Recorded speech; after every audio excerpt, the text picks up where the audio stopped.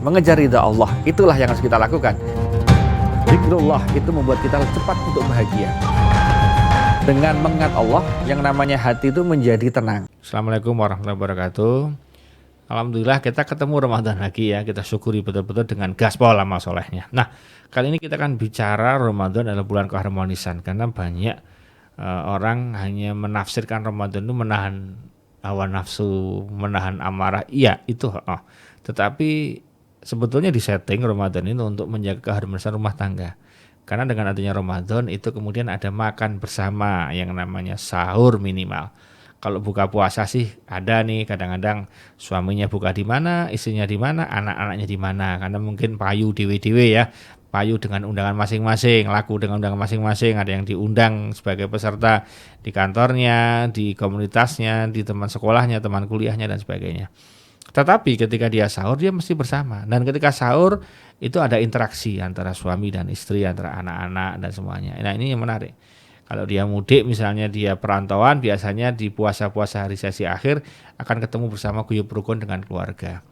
Di situ akan membuat memori dulu ketika mantan anyar kayak apa, dulu ketika anak-anak masih kecil kayak apa, ketika anaknya sudah besar-besar, sehingga kemudian syahdu akan terjadi di sana. Nah, jadi sebetulnya Allah setting bulan Ramadan itu untuk menjaga keharmonisan rumah tangga. Makanya ketika Ramadan pun tetap halal melaksanakan hubungan suami istri bagi suami istri itu secara sah halal, yang penting dilakukan di malam hari, artinya di waktunya sih artinya habis buka puasa sampai dengan sebelum sahur ditutup waktunya ya, antara itu terserah lah, itu masing-masing punya style, gaya dan tekniknya masing-masing. Tetapi intinya bahwa begitu puasa bukan nggak boleh berhubungan badan, yang nggak boleh itu selama puasa. Jadi begitu habis dari imsak itu dari sudah mulai puasa di subuh sampai dengan maghrib itu yang haram, yang itu bisa membatalkan puasa. Dan tidak hanya membatalkan, kalau itu diniatkan niat betul, jadi makan dulu yuk melakukan, memang melanggar, itu tidak bisa ditebus dengan apapun. Allah nggak menerima puasanya sepanjang hidupnya. Itu kalau dia memang serius untuk menerjang, jadi dia niat betul untuk menerjang malah makan dulu sebelumnya, itu kurang ajar sekali. Allah nggak butuh puasa dia sepanjang hidupnya. Nah tapi kalau nggak sengaja, apa ada Ustaz nggak sengaja? Ya ada, mungkin karena mantan anyar tadinya cuma pengen cuma ngobrol-ngobrol, tahu-tahu jurat bablas gitu kan. Nah sudah, itu memang itu nggak sengaja. Dan kemudian yang seperti itu dihukum dengan dia puasa 3 bulan berturut-turut gitu kan. Nah itu memang tetap dihukum berat gitu kan. Apalagi yang sengaja sudah nggak diterima itu puasanya. Mau puasa terus sepanjang hidupnya pun nggak diterima. Itu karena dia menyengaja di bulan suci itu nantang sama Allah gitu kan. Nah jadi apalagi kalau Anda sudah puasa tengah-tengah siang, tidak hanya nantang tapi yang Anda hubungi yang diajak hubungan maksudnya itu adalah bukan pasangan sah, pasangan resmi alias perzinaan, wah itu sudah double dosanya nggak karu-karuan. Naudzubillah min dzalik. Nah oleh karena itu kembali ke tadi, jadi ketika Ramadan disetting sebetulnya agar suami istri ini saling ketemu, ya minimal di sahur, syukur di sahur dan buka puasa, syukur tarawih bersama, ngaji bersama, apa-apa bersama, itu yang dimaksud. Karena sekarang ini banyak rumah tangga itu nggak harmonis karena semuanya nggak pernah bersama, maka di puasa ini dipaksa bersama. Makanya kalau bapak-bapak, ibu yang kemudian sibuk nggak sempat tarawih di masjid, di musola, nah diadakanlah tarawih bersama keluarga sendiri. Nanti taruhnya jam 8 malam ya boleh, jam 9 malam ya oke, jam 10 malam ya nggak masalah. Yang penting taruh itu tadi habis sholat isya sampai dengan sebelum subuh Anda masih bisa tarawih bersama dengan keluarga. Bapak jadi imam, nanti gantian adiknya, anaknya jadi imam, gitu kan nggak masalah. Nah, jadi harmonis. Habis selesai tarawih ngaji bersama, darusan bapaknya, istrinya, anak-anaknya, itu keren ya. Jadi itu yang dimaksud, karena keharmonisan, kebersamaan itu mahal harganya. Banyak orang kaya, duitnya banyak tapi harus terpisah antara suami istri, nggak pernah ketemu istrinya, suaminya, anak-anaknya. Nah untuk apa gitu kan kadang-kadang. Maka harga kebersamaan itu mahal ya, sampai-sampai kadang-kadang harus dikeluarkan uang yang banyak untuk bisa bersama. Tanya aja pada orang-orang yang bekerja di luar negeri sana, berapa harga kalau ketemu keluarga, mahal luar biasa. Dia dibayar mahal oleh perusahaannya bukan karena apa-apanya, tapi karena apa? Dia mau meninggalkan keluarga cukup jauh, dan itu sebuah hal yang sangat luar biasa. Maka Anda yang puasa ini bisa bersama keluarga, disyukuri alhamdulillah. Karena apa ya? Karena tidak mudah. bisa seperti itu rezeki gitu ya. Nah, monggo silahkan manfaatkan bulan Ramadan ini untuk saling menguatkan keharmonisan rumah tangga yang mungkin selama di bulan Ramadan itu agak nggak pernah bersama, frekuensinya kurang dalam bersama. Mudah-mudahan di Ramadan ini bisa kumpul kembali sehingga harmonis ya, sehingga selesai Ramadan tambah sakinah warahmah. Amin. Demikian, assalamualaikum warahmatullahi wabarakatuh. Mengejar ridha Allah, itulah yang harus kita lakukan. Zikrullah itu membuat kita cepat untuk bahagia. Dengan mengingat Allah, yang namanya hati itu menjadi tenang.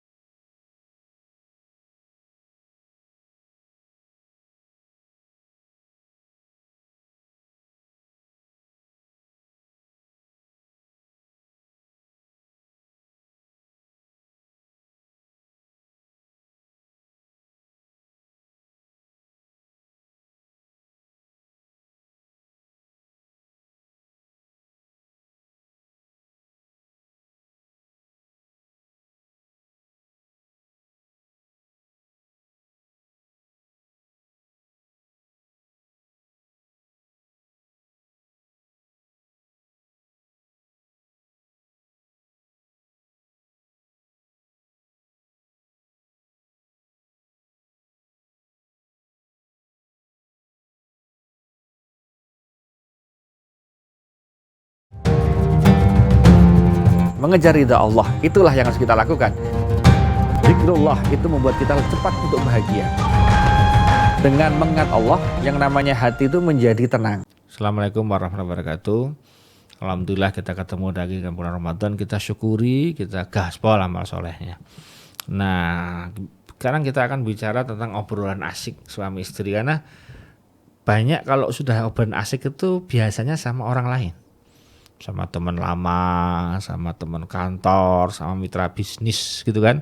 Kalau udah ngobrol asik lama, menikmati berjam-jam, kuat. Begitu obrolan sama pasangannya, sakacap orang ngecap. Gimana? Baik, makan? Ya, gitu. Jadi ngobrolnya kayak robot. Nah, ini bahaya. Jadi harusnya kebalik. Kalau kita sama orang lain yang ngobrol bagus, oke. Tapi dengan istri, dengan suami lebih bagus, obrolannya harus lebih asik. Nah, kalau obrolan suami istri sudah mulai nggak asik, nah itu ada yang nggak beres. Makanya perlu diagendakan waktu ngobrol berdua asik suami dan istri. Obrolan, cerita-cerita, saling berbagi, komunikasi itu penting. Apalagi bapak-bapak harus tahu, istri itu kalau udah menikah dia semacam nggak punya geng. Ya, dia itu dulu mungkin di sekolahnya dia adalah aktivis OSIS. Di kampusnya dia ikut mungkin UKM gitu kan, atau mungkin ikut rohisnya gitu kan, atau bagian-bagian pokoknya organisasinya mantap gitu kan. Begitu nikah sama kamu seakan-akan hilang semua gengnya. Dia nggak punya geng, bahkan dia nggak punya teman, dia sendirian. Makanya tugas suami itu ngajak ngobrol istrinya dengan asik, sehingga dia merasa punya teman, punya geng baru, punya komunitas baru, meskipun cuma suami isinya gitu kan, tetapi asik ya. Jangan sampai biarkan wanita kesepian, karena wanita itu pada dasarnya setelah menikah dia betul-betul sendirian, dia betul-betul loneliness, dia kesepian karena teman-temannya udah asik dengan dunia masing-masing ya. Kecuali punya komunitas ibu-ibu yang sering gowe sana gowe sini, senam sana senam sini ya ada, tetapi asli dasarnya adalah dia sebetulnya orang yang setelah gitu kemudian menikah dia seakan-akan nggak punya teman ya, suaminya itu temannya. Lah kalau suaminya dia nggak pernah ngajak ngobrol, nggak pernah bicara baik-baik, nggak pernah cerita, nggak pernah curhat, nggak pernah saling berbagi, terus gimana rasanya, gitu kan? Maka biasakan, ayo bapak-bapak, kalau kamu, saya sebagai suami itu bisa ngobrol asik dengan orang lain, mengapa tidak dengan istri?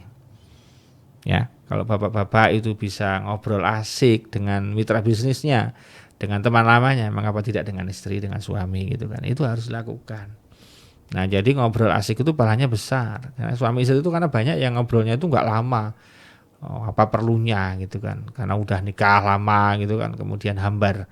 Makanya perlu kadang-kadang saya lihat, saya cukup senang, bahagia kalau melihat ada pasangan menikah yang kelihatannya udah dewasa ya usianya, itu mungkin anaknya udah besar-besar tapi dia meluangkan waktu berdua, kadang-kadang makan bakmi Jowo gitu kan, kemudian sambil ngobrol asik berdua kayak orang pacaran walaupun tidak muda lagi. Itu menarik, itu merawat cinta kasih.